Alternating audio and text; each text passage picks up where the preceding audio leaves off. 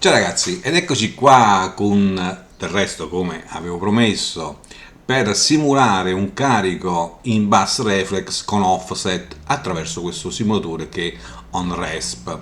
Ok, ricordo per i meno esperti che l'offset non è nient'altro che la posizione su un piano, in questo caso sul pannello del nostro box. Ok, bene.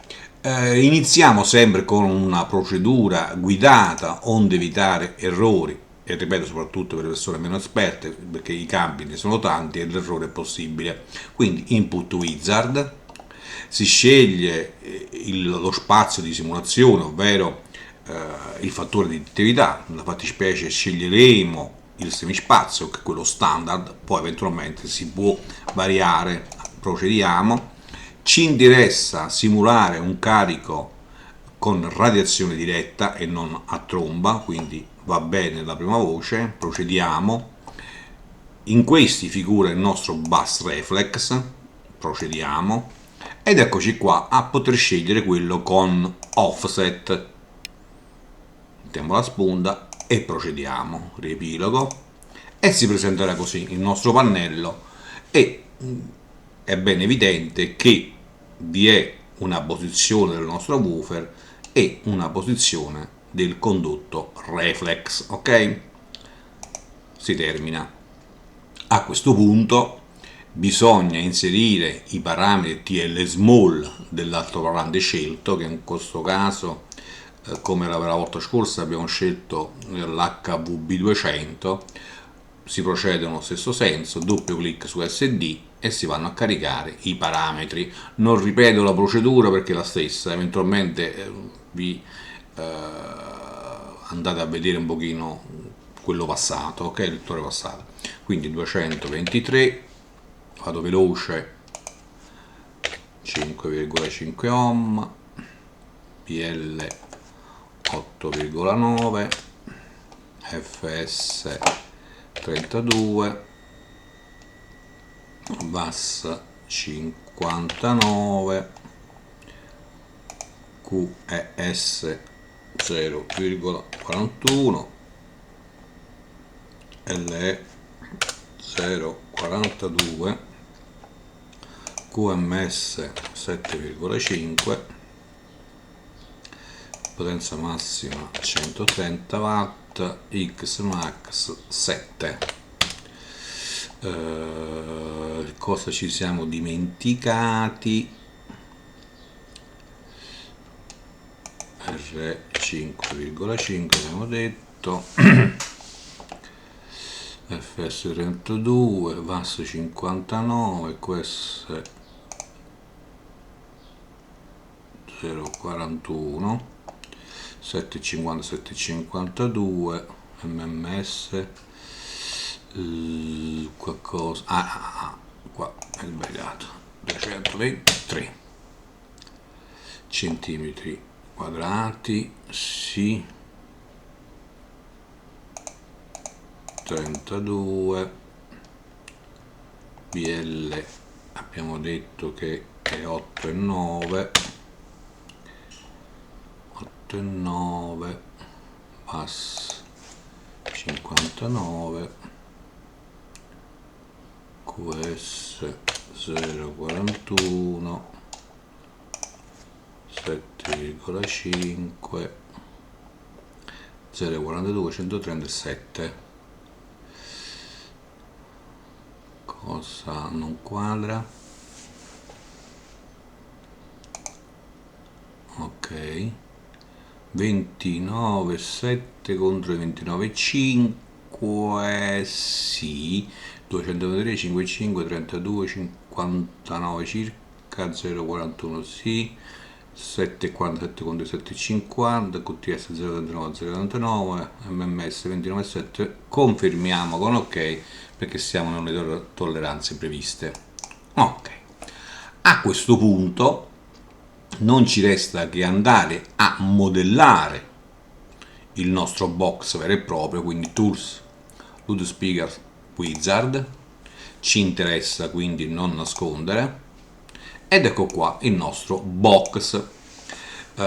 Ci è ben evidenziato la posizione del woofer e del condotto reflex. Ci è possibile in questa simulazione andare a modificare la sezione 1, 2, 3 e 4, che sono specificatamente la parte iniziale, quella del woofer, quella del condotto e dove termina il pannello, ok? Ovviamente andando a modificare queste sezioni si andrà a modificare anche il volume, di conseguenza se vogliamo un determinato volume si deve andare a modificare queste aree. Ci interessano 45 litri nella fattispecie per riprendere quando indicato da Ciare, quindi passiamo ad esempio a 600 cm quadrati, riportiamo tutti nella stessa misura.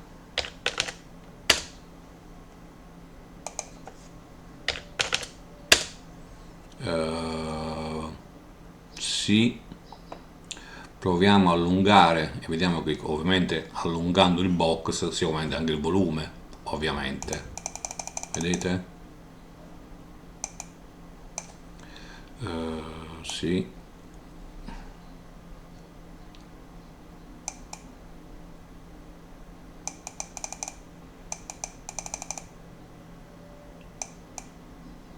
abbiamo detto 45, ecco qua, ok, benissimo. Ora bisogna andare a controllare la risposta, quindi power, togliamo quella di default, non è allineata la risposta, andiamo sulla camera. Di tutti questi parametri in questa simulazione abbiamo la possibilità di modificare solo l'area della porta, la lunghezza della porta e il QL, ok? Tutti gli altri cambi lasciateli invariati che non ci riguardano, ok? Fermo restando che possono esserci, graditi questi 50 cm quadrati della porta, ok? Quindi andiamo a modificare la lunghezza per poter abbassare un pochino la FB, ok?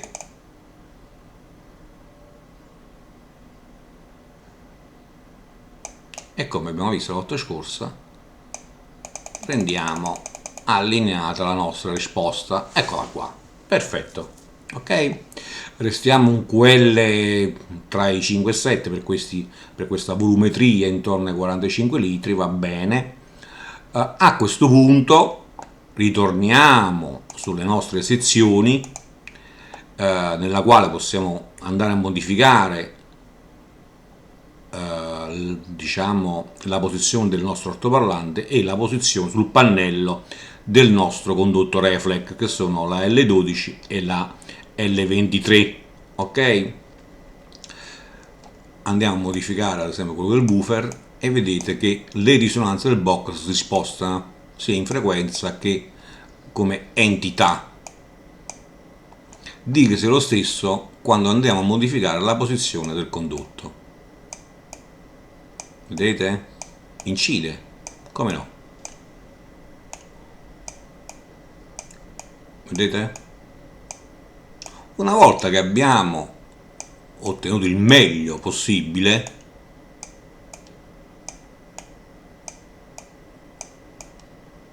ovviamente in funzione anche della dimensione del box, a questo punto andiamo sul phone assorbente filling e andiamo a inserire la giusta quantità. Non bisogna abbondare col phone assorbente perché il phone assorbente introduce delle perdite, quindi lo stretto necessario. Sul primo cursore va decisa la densità, ok, del phone assorbente. Sul secondo cursore la disposizione box, andiamo a vedere così, ma l'abbiamo visto anche nel tutorial precedente. Qui abbiamo detto la densità, vedete che il grigio tende a sbiadirsi o a scurirsi, ok? Sotto vi dice che volume occupa e quanto pesa, quindi per poterne poi calcolare la densità ovviamente. Dica solo lo stesso per il secondo segmento, questo che va dal woofer al condotto, densità e posizionamento, vedete come cambia? Dico lo stesso per il terzo, ok, passiamo un attimo, ok, un altro pochino, perfetto. Andiamo sulla risposta per vedere l'effetto che fa e si è pulita, pardon, ok? Né più né meno, quindi procedete con la ricerca della migliore posizione sia del woofer che del condutto senza fonoassorbente per essere più forte l'interazione tra questi parametri. Una volta individuata la migliore posizione, andate poi a rifinire con il fonoassorbente.